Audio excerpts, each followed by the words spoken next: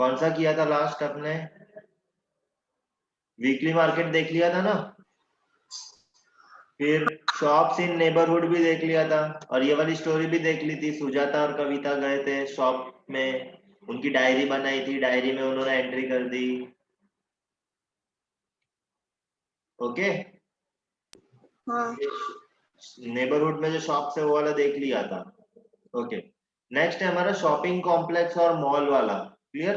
तो उसके लिए देखो, एक फिर से स्टोरी दी है कि ये लोग शॉपिंग मॉल में गए। तुम लोगों ने उस दिन मुझे बताए थे बहुत सारे मॉल के नाम, VR mall, Rahul Raj mall, फिर मैंने अडाजन का पूछा था तो बताया था फॉर्च्यून मॉल, है ना?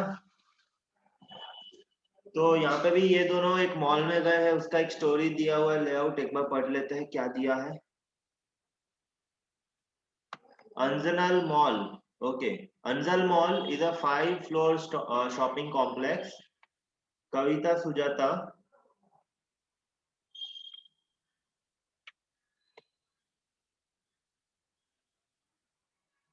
Okay. Anjal Mall is a 5-floor shopping complex. 5 माले का कॉम्प्लेक्स था ये। Kavita Sujata were enjoying going up and down in the lift. वो जाके वहां पे क्या है, लिफ्ट से खेल रहे हैं ना, मॉल में लिफ्ट होती है।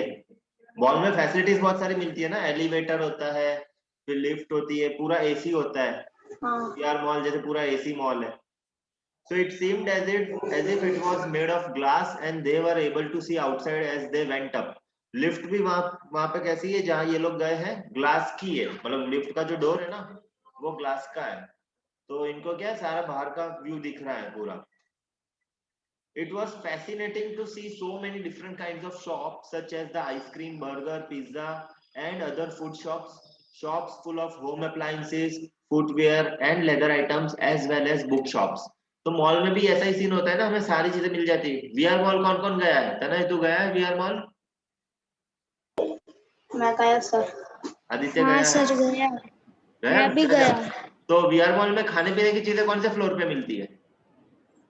Last floor. लास्ट, एकदम फोर्थ फ्लोर पे है ना, फोर्थ या हाँ फिफ्थ जो भी है। तो फोर्थ या फिफ्थ फ्लोर पे मैगडी। सब मैकडी वगैरह सब सब कुछ है वहां पे फोर्थ फ्लोर पे।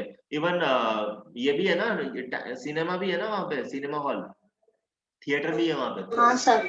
कौन सा? आईनक्स है शायद। हाँ तो आई वहां पे, थिंक। यस।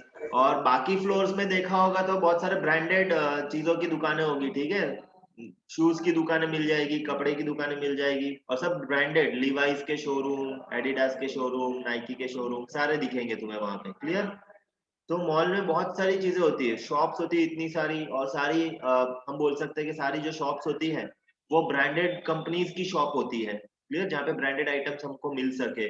इवन मैन के एक्सेसरीज के लिए पर्स, लेदर, मतलब जो लेदर बेल्ट होता है वो, फिर शूज, सारी चीजें मिल जाती है वहां पे। और मतलब एक टाइप का पिकनिक टाइप का हो जाता है ना, कि चले जाओ मॉल में, जो खरीदना है वो खरीद भी लो, और फिर वहां पे खाना पीना भी खा लो, बैठ के मूवी भी देख लो, मजा आ जाता है पूरा, एकदम पूरे दिन का पिकनिक हो जाता है। और कुछ कुछ लोग तो ऐसा होता है एसी की हवा खाने के लिए भी मॉल में चले जाते हैं वहां पे, है ना। और फैसिलिटीज वहां पे बहुत अच्छी अच्छी रहती है, जैसे वॉशरूम वगैरह भी देखा होगा तो वॉशरूम भी एकदम चकाचक रहता है, ठीक है। जबकि वीकली मार्केट में जाओगे तो तुम्हें वॉशरूम वाली फैसिलिटी नहीं मिलेगी, है ना। वहां पे वीकली मार्केट में वॉशरूम वाली फैसिलिटी नहीं होती। हाँ, चीजें सर मिलेगी ना, पर बहुत गंदा होगा।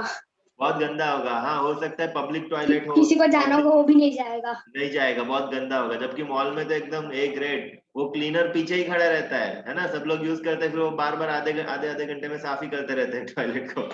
दिन में कितनी बार साफ करते होंगे वो लोग। तो मॉल में क्या होता है, बेसिकली बहुत सारी फैसिलिटीज मिल जाती है। वीकली मार्केट और मॉल्स में एक चीज कॉमन है कि सारी चीजें एक जगह मिल जाएगी, लेकिन कुछ कुछ डिफरेंसेस भी काफी ज्यादा है, कि महंगा सस्ता, वीकली मार्केट में सस्ता, मॉल में महंगा। Okay. While wandering about on the third floor, they entered a shop that was selling branded ready-made clothes. तो ये लोग भी ऐसे ही गए थे, दोनों फ्रेंड्स घूमने गए, तो वहां पे थर्ड फ्लोर पे घूम रहे थे। वैंडरिंग मतलब यहाँ वहां ऐसे ही घूम रहे थे, ठीक है। तो उन्होंने एक ब्रांडेड शॉप देखी रेडीमेड क्लोथ्स की, तो उसके अंदर गए। तो देखो, हर एक शॉप में भी सिक्योरिटी गार्ड होगा यहाँ पे, ठीक है, क्योंकि वो ध्यान रखते हैं कि कोई ऐसे ही कपड़े लेके निकल ना जाए विदाउट बिल, बिल बना के ही निकले, है ना। मतलब डी मार्ट वगैरह में भी शॉपिंग करने सर पर जाते हैं। हाँ रियल मॉल में ऐसा नहीं होता। अरे कोई बड़ी शॉप होगी ना ब्रांडेड वाली, तो उसमें ए- वॉचमैन होगा। वो रहता है, वो क्या रहता है, वो स्कैन करने वाला ऐसे रहता है ना कुछ, तो हाँ, स्कैनर्स स्कैनर्स रहते हैं, और टैग उनके के अंदर, साथ रहता है। हाँ, और वो क्लॉथ के ऊपर कुछ ऐसा डाइस लगा हुआ रहता है, वो जब हम खरीदते हैं तब वो निकालते हैं। और द वरना वो सिक्योरिटी, सेंसर कैच कर लेता हाँ वही, the security guard looked at them as if he wanted to stop them, but he did not say anything. They looked at some dresses and then looked at the price tag. None of them was less than 3,000, almost 5 times the weekly market price. अब देखो, वहां पे branded shop में घुसे ये, तो वहां पे सारी की सारी चीजें महंगी, 3,000 से नीचे तो कोई एक आइटम भी नहीं था, ठीक है। सब सारी जो कपड़े थे, सारे रेडीमेड क्लोथ थे, सारे के सारे अबाउ 3,000, इतना महंगा। और वीकली मार्केट से तो 5 गुना महंगा। वीकली मार्केट में तो 300-400 में टी शर्ट वगैरह मिल जाता है। Sujata whispered to Kavita, I'll take you to another shop which has good quality ready-made clothes at more reasonable price. तो ये सुजाता ने अपनी फ्रेंड को क्या बोला, मैं तुम्हें दूसरी शॉप में ले जाऊंगी जहाँ पे थोड़ा रीजनेबल प्राइस। रीजनेबल प्राइस मतलब क्या होगा? सर। बहुत हाई प्राइस। बहुत hi fi? High price price. नहीं नहीं नहीं नहीं, रीजनेबल प्राइस मतलब ना ज्यादा ना कम, कम। ऐसा। ना ज्यादा ना कम। जैसे मैं तुमको मतलब फोन बताऊं कि चलो ये एमआई का फोन है, ठीक है, ये 10,000 का है, तो रीजनेबल प्राइस बताया कि चलो फोन की प्राइस आजकल 10,000 के अराउंड रहती है। जैसे, और मैं तुमको ऐसा फोन बताऊं कि भाई ये 50,000 का फोन है, तो मैंने ज्यादा एक्सपेंसिव प्राइस बता दी, ठीक है। तो 50,000 ज्यादा एक्सपेंसिव, 10,000 रीजनेबल। 10,000 रीजनेबल क्यों? मार्केट में बाकी सारे फोन्स की जो रेंज है, नॉर्मल फोन, वो 10,000 के आसपास ही है। तो रीजनेबल प्राइस मतलब ना ज्यादा ना कम, मार्केट का जो प्राइस रहता है वो, ठीक है भाई, जितना क्वालिटी उतना प्राइस। ऐसे ही कि नहीं कि ऐसे ही भाव ठोक दिए, कुछ भी ज्यादा प्राइस बता दिया।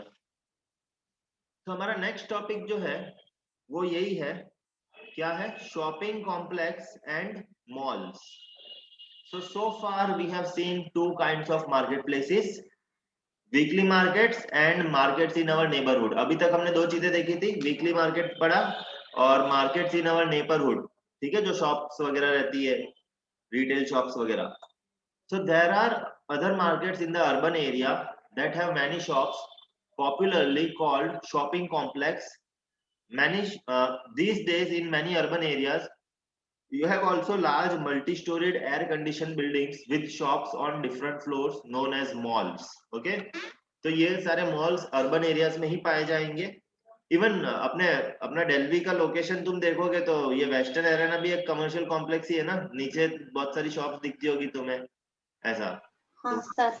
हाँ, तो हर एक फ्लोर पे बहुत सारी उसके शॉप्स है पीछे अलग वेस्टर्न अलग। अरेना। हाँ उसके पूरा का पीछे भी बिल्डिंग ही है जिसने वो बनाया रखा। हाँ, क्या क्या क्या पीछे क्या बोल रहे हैं आदित्य? पीछे जो बिल्डिंग है उसने आई थिंक बनाई है। हाँ, वेस्टर्न वो अरेना वेस्टर्न जिसने बनाया। वेस्टर्न ग्रुप में जो बिल्डर्स है ना, उसने ये वेस्टर्न एरेना बनाया। तो यहाँ पे भी देखोगे तो आप अपने फ्लोर पे हॉस्पिटल वगैरह है, ठीक है, फिर सबसे नीचे डेंगी डम्स था पहले, फर्स्ट फ्लोर, ग्राउंड फ्लोर पे, और कुछ कपड़े की दुकानें वगैरह देखी हाँ। होगी।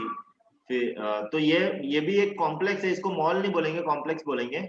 मॉल में क्या होता है, वो मॉल पूरा पैक होता है और पूरा पूरा एसी रहता है, एयर कंडीशन। जबकि अपना यहाँ पे बाहर एयर कंडीशन नहीं है, इंटरनल जो इंडिविजुअल शॉप्स है उनका एयर कंडीशन होगा, लेकिन पूरा का पूरा मॉल एयर कंडीशन नहीं है, ठीक है, पूरा कॉम्प्लेक्स नहीं है। लेकिन मॉल्स में पूरा रहता है, Rahul Raj mall, VR mall, फिर फॉर्चून मॉल, पूरा एयर कंडीशन रहता है। So in this urban markets you get both branded and non branded goods. तो urban markets के अंदर branded non branded दोनों मिल जाते हैं। जैसे कि कुछ कुछ branded कंपनीज की शॉप्स होती है, कुछ कुछ लोकल आइटम्स की भी शॉप्स रहती है, ठीक है। As you have read in the chapter on advertising, branded goods are expensive. So as you have read in the chapter on advertising that branded goods are expensive. Branded goods कैसे रहते हैं? Expensive रहते हैं, हमें पता है, okay? Often promoted by advertising and claims of better quality. अब branded जो सामान रहता है वो एक्सपेंसिव क्यों रहता है? क्योंकि बहुत सारे लोग उसकी ऐड करते हैं, एडवर्टाइजमेंट देखा होगा, बीकाजी भुजिया की ऐड आती है, वो अमिताभ बच्चन खाते हैं ना, अमित जी लव्स बीकाजी, ऐसी ऐड आती है।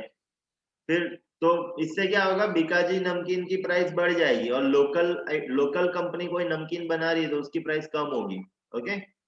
फिर शूज वगैरह में भी ऐसा ही होता है, नाइकी एडिडास के जो शूज होते हैं तो बड़े बड़े एक्टर्स उसकी एडवर्टाइजिंग करते हैं। फिर अभी एक वो चिप्स चिप्स आती थी, वो कौन सा, विराट कोहली उसका ऐड करता था, बताओ। Two yum. Yes, two yums, non baked है ना। वो बोलता था फ्राइड, नॉट फ्राइड, बेक्ड, ऐसा करके टू यम्स का पहले ऐड आता था। तो क्या होगा, टू यम्स अभी थोड़ा, भी आता है। अभी भी आता है, तो क्या होगा, टू यम्स थोड़ा एक्सपेंसिव हो जाएगा, ठीक है, वो प्रोडक्ट थोड़ा एक्सपेंसिव हो जाएगा बिकॉज उसका एडवर्टाइजिंग चल रहा है, ठीक है। तो जिन जिन चीजों का ज्यादा एडवर्टाइजिंग चलता है वो चीजें मार्केट में फिर महंगी बिकती है। क्यों? क्योंकि विराट कोहली जब टू यम्स का ऐड करेगा तो वो फ्री में थोड़ी करेगा, है ना, वो एक ऐड का चार्ज ले लेगा 1 करोड़ रुपीज। फिर क्या होगा, वो जो कंपनी टू यम्स बनाती है फिर वो 1 करोड़ रुपीज अपने प्रोडक्ट के प्राइस के अंदर इंक्लूड कर लेंगे, है ना। मान लो उन्होंने कि भाई 2 लाख पैकेट्स बना दिए, टू यम पैकेट्स के, ठीक है, टू यम्स के 2 लाख पैकेट बना दिए। एडवर्टाइजिंग से उसका पैकेट्स बिकेगा भी और वो पैकेट्स में फिर वो थोड़ा रेट बढ़ा देंगे, ऐसा एडवर्टाइजिंग कॉस्ट भी उसके अंदर ऐड कर देंगे, ऐसा। मतलब उसके अंदर जो चिप्स आते हैं ना, मान लो आधा, उसका उसका तो कॉस्ट आधा ही होगा। मान लो 10 रुपीज का तुम पैकेट लाते हो, तो 10 रुपीज में वो 5 रुपीज तो सब एक्स्ट्रा चार्जेस मान लो, 5 रुपीज का ही तुम खाते हो। 5 रुपीज के अंदर जो एक्स्ट्रा है ना, एक तो एडवर्टाइजिंग का खर्चा हो जाता है, फिर पैकेजिंग का खर्चा सर हो जाता है। हाँ,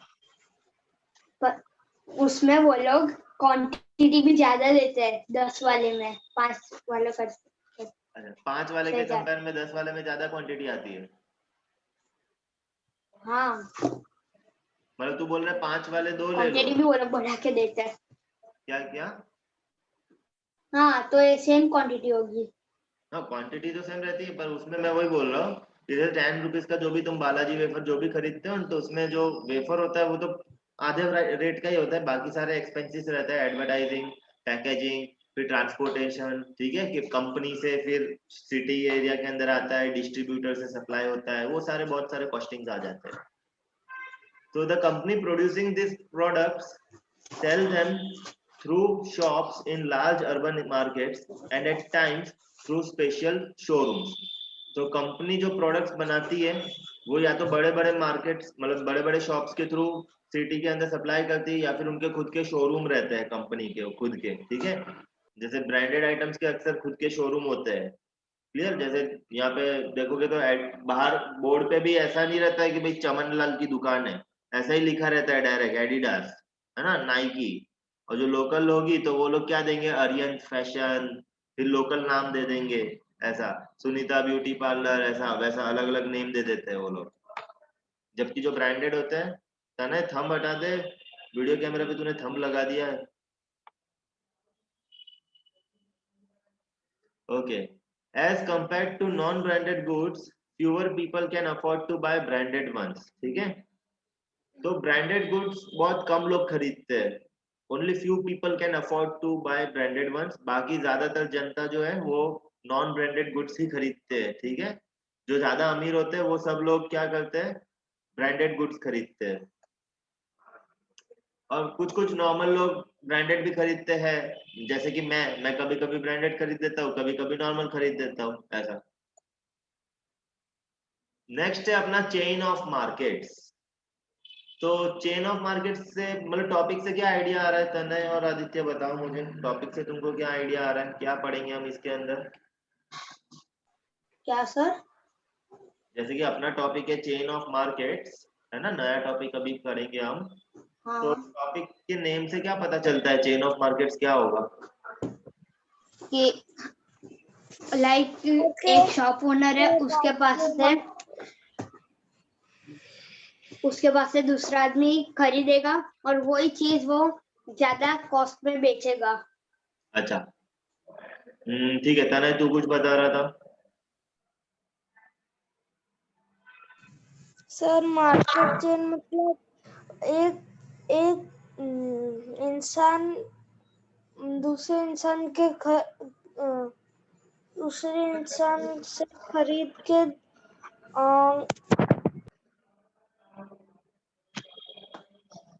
चलो आयुषी भी आ गई है, आयुषी को भी पूछेंगे। हाँ तनय तू कंप्लीट कर। क्या बता रहा था?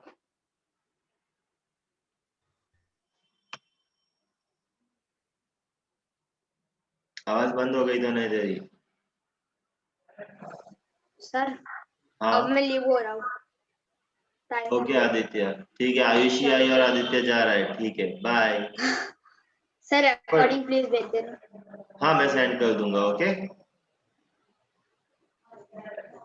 Thank you sir, bye sir. Bye. Okay Ayushi, अपना अभी नया टॉपिक अभी जस्ट स्टार्ट कर रहे, चेन ऑफ मार्केट्स। तो मैंने दोनों को पूछा, तू मुझे बता चेन ऑफ मार्केट्स से क्या समझ में आता है, टॉपिक में हम क्या पढ़ेंगे? होलसेलर से नहीं, प्रोड्यूसर से होलसेलर के पास जाता है और हाँ उससे रिटेलर के पास आता है। के पास जाता है, उससे फिर कस्टमर्स के पास आता है। हाँ बिल्कुल ऐसा ही। तो चेन ऑफ मार्केट्स मतलब जैसे कंपनी गुड्स बनाती है ना, कंपनी बनाती है, फिर कंपनी सप्लाई करती है अपने डिस्ट्रीब्यूटर को, फिर डिस्ट्रीब्यूटर से आता है होलसेलर को, फिर होलसेलर से जाता है रिटेलर को, और रिटेलर से फिर डायरेक्ट जाता है कस्टमर्स को। क्लियर? तो चेन ऑफ मार्केट्स हम यही चीज पढ़ेंगे। तो मैं एक बार बता देता हूँ, देखो, क्योंकि क्या होता है, बड़ी बड़ी कंपनीज खुद की शॉप नहीं लेके बैठेगी, ठीक है, कंपनी क्या करेगी, कंपनी प्रोडक्शन पे ध्यान देगी। तो कंपनी जो होती है वो गुड्स प्रोड्यूस करती है। मान लेते हैं कि जैसे कि बहुत बड़ी कंपनी है, किस चीज की कंपनी एग्जांपल ले लेते हैं, हम्म, चलो मान लिया, चलो बालाजी वेफर्स है ना, बालाजी वेफर्स खाते हो ना, सॉल्टेड आता है और क्रीम एंड ऑनियन अलग अलग फ्लेवर आता है, खाते हो ना, ठीक है।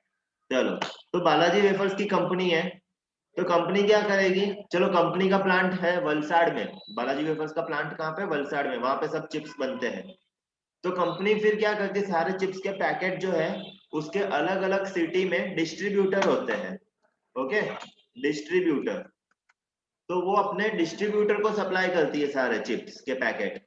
मान ले सूरत में 2 डिस्ट्रीब्यूटर हो सकते हैं उसके, एक अड़ाजन एरिया का डिस्ट्रीब्यूटर हो गया, एक हो गया वराछा एरिया का डिस्ट्रीब्यूटर, ठीक है, अलग अलग एरिया के डिस्ट्रीब्यूटर्स होते हैं। तो कंपनी जो है प्रोडक्ट सप्लाई करती है डिस्ट्रीब्यूटर को, फिर डिस्ट्रीब्यूटर सप्लाई करता है होलसेलर को, ओके, डिस्ट्रीब्यूटर किसको सप्लाई करेगा, होलसेलर को। कभी मतलब ये जो होलसेलर वाला पार्ट है वो कभी कभी रहता है, कभी कभी नहीं भी रहता है, मतलब डिस्ट्रीब्यूटर से कभी कभी डायरेक्ट रिटेलर के पास भी सामान जाता है, ओके। होलसेलर क्या करता है, होलसेलर जो है ना, अब डिस्ट्रीब्यूटर के अंदर में होलसेलर मार्केट्स होंगे और होलसेलर्स के पास रिटेलर्स का कांटेक्ट होगा। रिटेलर मतलब क्या हुआ, जो जैसे कि हम अभी अपने घर के नीचे तुम जाते हो शॉप पे, ठीक है, ग्रोसरी शॉप पे, वहां से तुम चिप्स का पैकेट खरीद के लाते हो, तो जो शॉप है ना वो उसको रिटेल शॉप कहते हैं, हम क्या कहते हैं, रिटेल शॉप, ओके। तो उन्हीं को रिटेलर कहा जाता है। तो तुम जब चिप्स का पैकेट लाते हो ना, तो तुम कहाँ से लेके आते हो, रिटेलर के पास से लेके आते हो, करेक्ट। तो कस्टमर जो है या फिर कंज्यूमर हम बोल सकते हैं, हम क्या हो गए, कंज्यूमर हो गए, हम वो खाने वाले हैं, ठीक है, कंज्यूम करने वाले। तो कंज्यूमर कहाँ से खरीदता है, रिटेलर से। रिटेलर के पास कहाँ से आते हैं चिप्स के पैकेट, होलसेलर से आते हैं। होलसेलर कहाँ से लेता है, डिस्ट्रीब्यूटर से। अक्सर डिस्ट्रीब्यूटर सिटी का एक ही होता है, मान लिया सूरत सिटी का एक ही डिस्ट्रीब्यूटर है, होलसेलर अलग अलग एरिया के होंगे, भाई पाल एरिया का अलग होलसेलर हो गया, फिर अड़ाजन एरिया का अलग हो गया, पालनपुर पाटिया का अलग होलसेलर हो गया, ठीक है, जबकि सूरत का एक ही डिस्ट्रीब्यूटर होगा। इस तरीके से डिस्ट्रीब्यूटर सूरत का होगा, फिर वडोदरा का होगा, अहमदाबाद का डिस्ट्रीब्यूटर होगा। अभी तो बालाजी वेफर्स ने वाला है ना, वो अभी अपना प्लांट जो है बिहार वगैरह में भी उस कंपनी स्टार्ट करने वाला है बालाजी वेफर्स की, क्योंकि बालाजी वेफर्स खाली अपना इधर ही मिलता है गुजरात और महाराष्ट्र में, ज्यादा साउथ वगैरह में भी जाओगे तो शायद उतना नहीं मिलता है वहाँ, वहाँ उनके वहाँ पे जो बनता है वो मिलता है। तो बेसिकली ये है चेन ऑफ मार्केट्स, ठीक है, कंपनी ने सामान बनाया, कंपनी देगी अपने डिस्ट्रीब्यूटर को, डिस्ट्रीब्यूटर सप्लाई करेगा होलसेलर को, देन वहां से रिटेलर और वहां से कंज्यूमर, कंज्यूमर यानी हम लोग फाइनली। तो ये चीज ध्यान रखना, ये है पूरा चेन ऑफ मार्केट्स, और अभी हम इसके अंदर इस टॉपिक के अंदर यही चीज समझने वाले हैं। क्लियर? ये ऐसा हो तो तुम लोग टेक्स्ट बुक लेके बैठे ही हो, ये चेन ऑफ मार्केट्स के जस्ट ऊपर जो है तुम ये वाला चीज नोट कर लो, जो अभी हमने लिखा ना पूरा, ये पूरा नोट कर लो, नोट, मैंने बोला ही था टेक्स्ट बुक लेके बैठो, आयुषी अभी है टेक्स्ट बुक निकाल दे, या फिर नोटबुक है तो नोटबुक में लिख दे, ठीक है। सर मैंने हिस्ट्री का लिया था, मेरे को लगा आप 6 चैप्टर कराओगे। तूने हिस्ट्री निकाली? हाँ मैं अभी सिविक्स निकाल लेती हूँ, उसमें क्या है। हाँ देखो लास्ट टाइम अपना यही चैप्टर चल रहा था ना, इसलिए।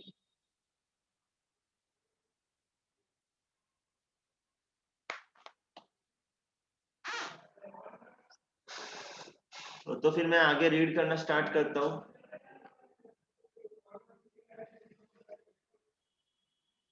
In the previous sections you have read about different markets from where we buy goods. From where do you think shop owners procure their goods? Procure मतलब वो कहाँ से लाते हैं, shop owners. So goods are procured in factories, on farms and in homes. However, we don't buy directly from the factory or from the farm, nor would the producers be interested in selling a small quantities such as 1 kilo of vegetable or 1 plastic mug. ठीक है, तो देखो जो लोग बनाते हैं ना, जो प्रोड्यूस करते हैं, कंपनी में जहाँ पे बालाजी वेफर्स के पैकेट मिलते हैं, वहां हम 10 रुपए का नोट लेके जाएंगे, बोलेंगे भैया एक क्रीम एंड ऑनियन का पैकेट दे दो, तो उनको अपने में कोई इंटरेस्ट नहीं होगा, क्योंकि वो लोग डील करते हैं बड़े बड़े अमाउंट में। वो बोलते हैं 100 पैकेट, 100 पैकेट, 200 पैकेट की डीलिंग चलती है, और वहां जाके हम 10 रुपए का नोट देके बोलेंगे कि एक पैकेट दे दो, तो वो तुमको भगा देगा, वहां से गेट के अंदर भी नहीं आने देगा, है ना। वो बोलेगा जाओ किसी लोकल शॉप से खरीद लो, कोई ग्रोसरी शॉप से जाके खरीद लो। क्लियर। हम सोचेंगे कि भाई चलो कंपनी से जाके खरीदते, सस्ता पड़ेगा, 10 रुपए की जगह 7 रुपए में पड़ेगा, लेकिन वो पहली बात कंपनी वाला देगा ही नहीं तुमको, तो कंपनी इंटरेस्टेड होगी बड़े बड़े डील में, है ना, लार्ज क्वांटिटी डील करेगी।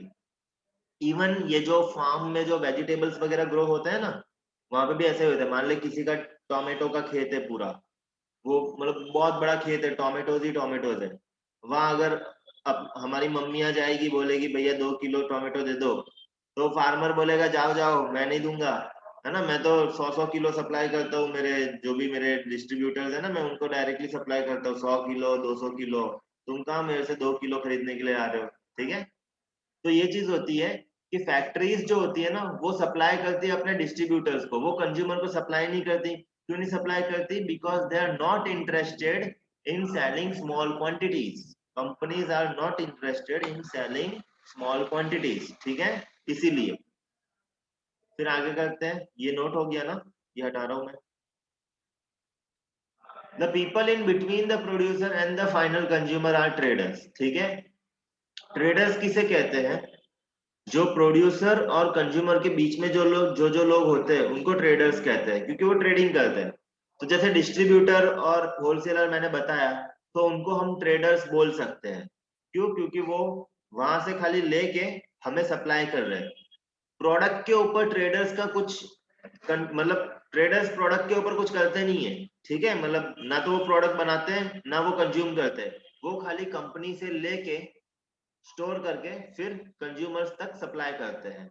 ओके, तो ये इंपॉर्टेंट है, इसको हाईलाइट कर देना, मतलब याद रखना ये। वैसे तो हम क्वेश्चन आंसर जब करेंगे तब मैं बताऊंगा ये। तो the wholesaler trader first boys goods in large quantities. तो सबसे पहले क्या होता है, होलसेलर ट्रेडर जो होता है ना, मैंने बताया ना जैसे कंपनी है, तो कंपनी के बाद डिस्ट्रीब्यूटर और होलसेलर, कभी कभी दोनों में से कोई एक एब्सेंट भी होता है, या तो कंपनी डायरेक्ट होलसेलर को दे देती है, या तो कंपनी डिस्ट्रीब्यूटर को देती है, फिर डिस्ट्रीब्यूटर डायरेक्टली रिटेलर को देता है। क्लियर। इन शॉर्ट तुम दोनों को एक कंसिडर कर सकते हो।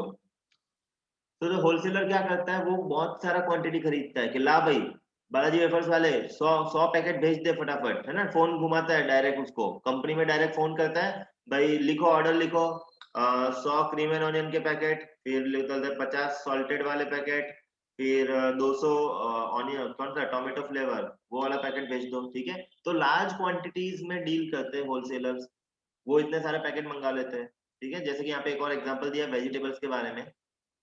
For example, the vegetable wholesale trader will not buy a few kilo of vegetables, but will buy a large lot of 25 to 100 kilo. तो मान लेते कोई अगर वेजिटेबल का होलसेल ट्रेडर है, तो वो क्या खरीदेगा, वो कितना ज्यादा क्वांटिटी खरीदेगा, 25 किलो 100 किलो, है ना, 100 किलो टोमेटोज भेज दो, 100 किलो ऑनियंस भेज दो, ऐसा। These will then be sold to other traders. फिर क्या होगा, वो होलसेलर क्या करेगा, आगे चल के अपने रिटेलर मार्केट्स वालों को बेचेगा, ठीक है।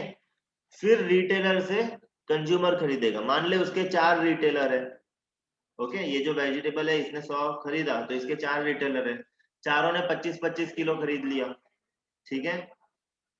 जैसे मान ले कि भाई होलसेल वाला जो है 100 केजी लाया, ओके, 100 केजी लाया वो, तो उसके 4 रिटेलर है, चारों को 25-25 केजी सप्लाई कर दिया, ओके, चारों को 25-25 केजी सप्लाई कर दिया। वो चारों के चारों रिटेलर जो है अलग अलग एरिया में है, कोई पाल में है, कोई अडाजन में है, तो उसके पास डायरेक्टली कंज्यूमर आएंगे, फिर वहां से उसके पास से खरीद के जाएंगे, ओके। जैसे हम देखते हैं ना वो ये लोग जैसे वेजिटेबल मार्केट जहाँ पे भी लगता है, तो वो लोग लॉरी पे सारे वेजिटेबल्स रखते हैं, तो उतने ही रखते हैं, मतलब 20-25 किलो जितना क्वांटिटी रहता है उनके पास।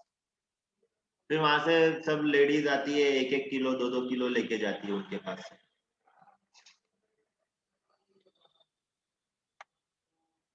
So in these markets, buying and selling takes place between trader.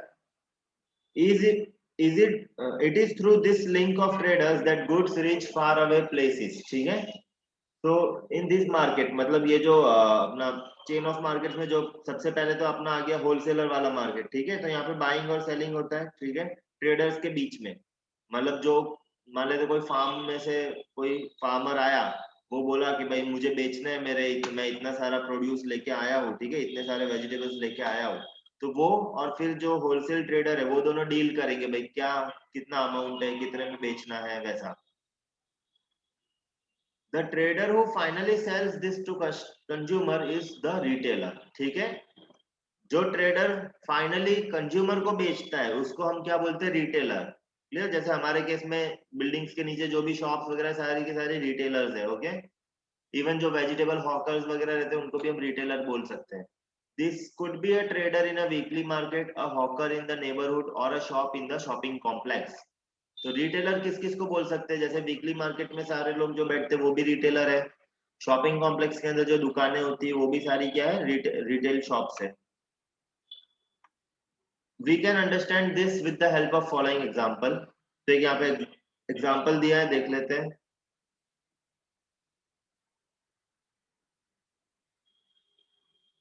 Okay, ये इतना ही पार्ट है, ये वाला पार्ट खत्म कर देते हैं, ओके।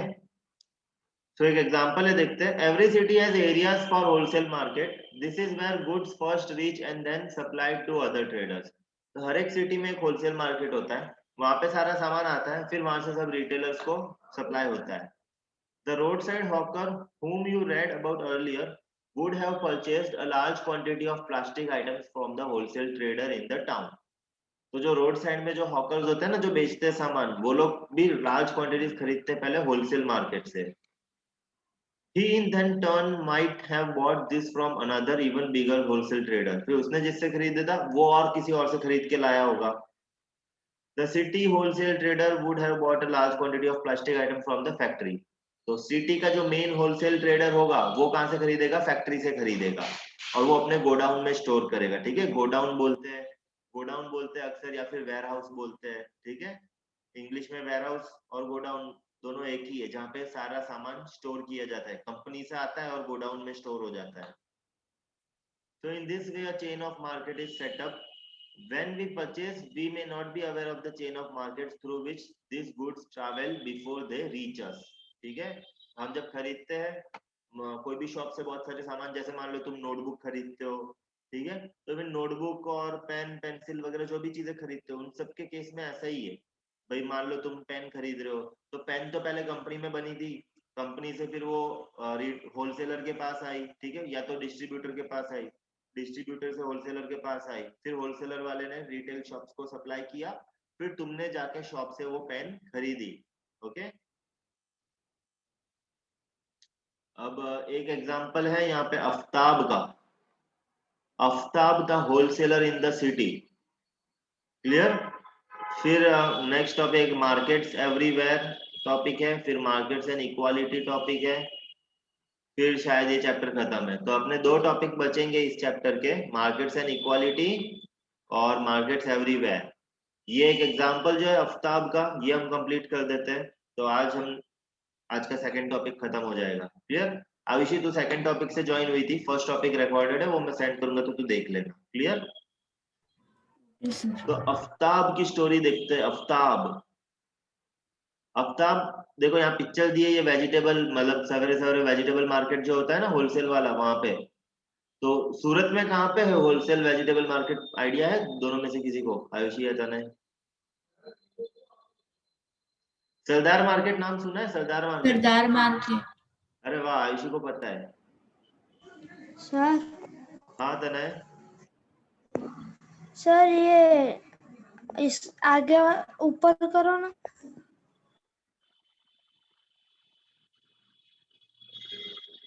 हाँ सर ये जो बाजू में डायग्राम में वो किस लिए दिया है? देखो ये डायग्राम क्या दिया है ये, हाँ ये मैं बताने वाला ही था, दिल्ली का है ये दिल्ली जो सिटी है ना उसका मैप दिया है। और यहाँ पे 4 लोकेशन बताई है, एक तो आजादपुर है, दरियागंज है, केशवपुर है, फिर ओखला। तो ये 4 जो है ना होलसेल मार्केट के लोकेशन है। ठीक है कि भाई आजादपुर में एक होलसेल मार्केट है, तो वो क्या करेगा होलसेल मार्केट, वो आजादपुर इतना एरिया में सब जगह सप्लाई करेगा। केशवपुर वाला है वो इतने एरिया में सप्लाई करेगा। दरियागंज जो है वो इतने एरिया में सप्लाई करेगा। ठीक है, तो बीच सेंटर में होलसेल मार्केट होता है और वो अपने आसपास के एरिया में सप्लाई करता है। अब दरियागंज वाला आजादपुर एरिया में सप्लाई नहीं कर पाएगा क्योंकि यहाँ पे ऑलरेडी एक होलसेल मार्केट है, तो ये अपने एरिया में सप्लाई कर ही रहा है ऐसा। ओके, तो ये वही बताया, map of Delhi shows 4 of the 10 wholesale markets in the city. Ayushi देखो कैसे पता सरदार मार्केट है अपना सूरत का, गई है तू कभी?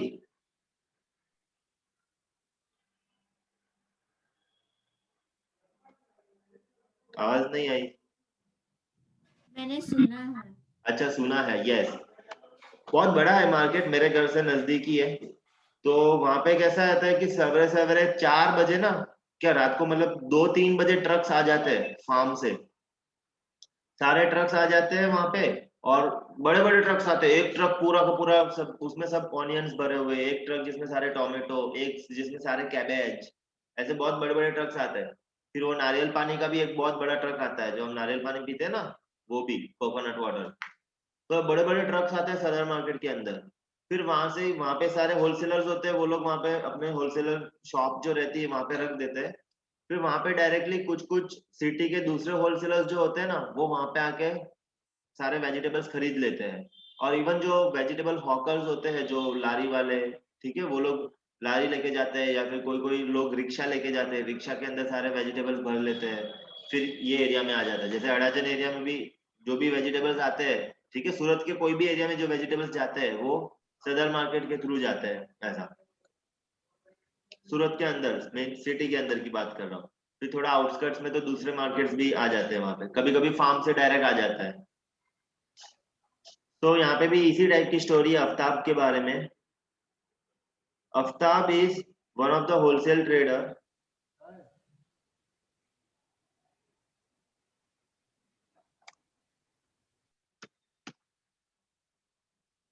Aftab is one of the wholesale trader who purchases in bulk.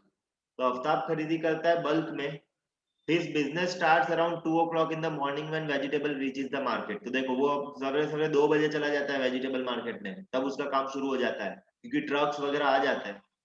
तो this is the time when the vegetable market और the mandi starts buzzing with activity. तो मंडी भी बोलते हैं कभी कभी वेजिटेबल मार्केट को, जो बड़ा रहता है। ठीक है, the vegetable comes in trucks, Matador, Matador मतलब वो 6 सीटर होते हैं ना, वो उसको मेटाडोर बोलते हैं। Tractor trolley from farms both near and far. तो जो फार्म्स होते हैं डायरेक्टली वहां से ये वेजिटेबल मार्केट में आ जाते हैं, वेजिटेबल सारे ट्रक्स वगैरह में भर के। Soon the process of auction begins. वहां पे ऑक्शन होता है। ऑक्शन ऐसा होता है कि दूसरे जो होलसेलर्स होते हैं ना, वो खरीदते हैं पूरा का पूरा लॉट। तो मान लेते हैं फार्मर लेके आया है 100 किलो ऑनियन। फार्मर बोलता है कि भाई मुझे मतलब मान लो सिटी के अंदर ऑनियन की डिमांड है, तो सारे होलसेलर्स क्या सोचेंगे कि मैं ऑनियन खरीद के बेचूंगा। तो फार्मर प्राइस रखता है कि भाई, एक प्राइस फार्मर देता है कि भाई चलो 50 रुपीज केजी ऑनियन में सप्लाई कर रहा हूँ, ठीक है, 100 केजी है मेरे पास। तो पहला होलसेलर बोलेगा कि चलो मैं 55 रुपीज दूंगा। दूसरा होलसेलर बोलेगा मैं 60 रुपीज दूंगा, मुझे सप्लाई करो। तीसरा बोलेगा मैं 63 रुपीज दूंगा पर केजी, मुझे सप्लाई करो। तो फिर फार्मर, वो जो फार्मर है वो किसको सप्लाई करेगा अपना सामान? जिसने 63 रुपीज बोला उसको। इसको ऑक्शन बोलते हैं, ऑक्शन। ठीक है, ऑक्शन में चीजें बिकती है फिर डिमांड के अकॉर्डिंग। डिमांड अगर नहीं है, मान लो जैसे कि अपना टाइम चल रहा है, अभी ठंडी का टाइम चल रहा है, ठीक है, और ठंडी के टाइम पे वाटरमेलन ज्यादा बिकते हैं क्या? वाटरमेलन उतने नहीं बिकते ना। समर में वाटरमेलन खूब बिकते हैं।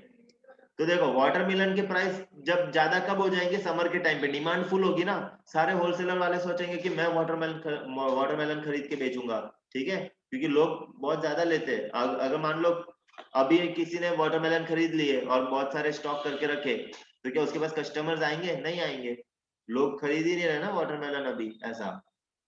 तो ये चीज है, वो सीजन के हिसाब से सब्जियों के दाम बढ़ते हैं कम होते हैं, ओके, सीजन के हिसाब से, वेजिटेबल फ्रूट सभी के। Aftab participates in this auction and decides what he will buy. Aftab भी वो उसमें जाता है, फिर सोचता है मैं क्या खरीदूं आज, ठीक है, सीजन क्या चल रहा है अभी उसके अकॉर्डिंग वो खरीदते हैं। तो टुडे फॉर एग्जांपल उसने क्या खरीदा आफ्ताब ने? 5 क्विंटल कॉलीफ्लावर। क्विंटल, 1 क्विंटल में कितना केजी होता है, किसी को पता है? 100। ट्राई गेस मारो, ट्राई तो करो, कुछ भी बताओ। वन क्विंटल में कितना केजी होता है? 100। No guess. अरे सर 100 केजी। 1 क्विंटल में 100 केजी। आयुषी शायद तू बोल रही थी लेकिन आवाज नहीं आई मुझे कुछ। अच्छा, अभी आ रही है। बहुत कम आ रही है, ठीक है। तो 5 क्विंटल कॉलीफ्लावर यानी 500 किलो कॉलीफ्लावर खरीदे, फिर 10 क्विंटल ऑनियंस खरीदे। He has shop in the market where he stores the vegetable that he has bought. तो आफ्ताब ने क्या किया, रात को 2 बजे वेजिटेबल मार्केट में गया और उसने ये खरीद लिया, ठीक है, जो ट्रक में सब आया था। From here he sells to hawkers and shopkeepers who start coming to market around 6 o'clock in the morning. तो सवेरे सवेरे 6 बजे फिर ये वेजिटेबल हॉकर्स जो लारी वाले होते हैं, फिर दूसरे शॉपकीपर्स जो होते हैं ना, वो चले जाते हैं मार्केट में, फिर वहां जाके वो लोग खरीदते हैं। So they have to organize their purchases so that they can start their shop for the day around 10 in the morning. और फिर जो वेजिटेबल हॉकर्स जो सवेरे सवेरे 6 बजे जाके सब खरीद के लाते हैं, फिर वो लोग अराउंड 10 बजे सारी चीजें रेडी रखते हैं। फिर मॉर्निंग में जो है, जैसे हमारे सिटी, हम जहाँ रहते हैं हमारे आसपास वेजिटेबल मार्केट जहाँ लगता है, तो वहाँ 9-10 बजे फिर सारे लोग आ जाते हैं अपने अपने अपने वेजिटेबल्स बेचने के लिए, ठीक है। तो इस तरीके से ये होलसेल मार्केट चलता है वेजिटेबल्स वाला। अगर मॉर्निंग में कभी जाओगे ना वो सरदार मार्केट में, फुल रश होगा, देखना, कभी एक्सपीरियंस करना। 6 बजे के अराउंड बोलो पेरेंट्स को कि एक बार मुझे सरदार मार्केट लेके चलो, मुझे देखना है। चलो, तो आज का टॉपिक यहाँ तक ही एंड करते हैं। लास्ट इस चैप्टर के दो टॉपिक बचेंगे, वो हम नेक्स्ट सेशन जब होगा तब करेंगे, तो ये कंप्लीट हो जाएगा। ठीक है सर। ओके, तो अभी सेशन लीव कर सकते हो। हाँ, bye sir. Bye bye sir. Bye.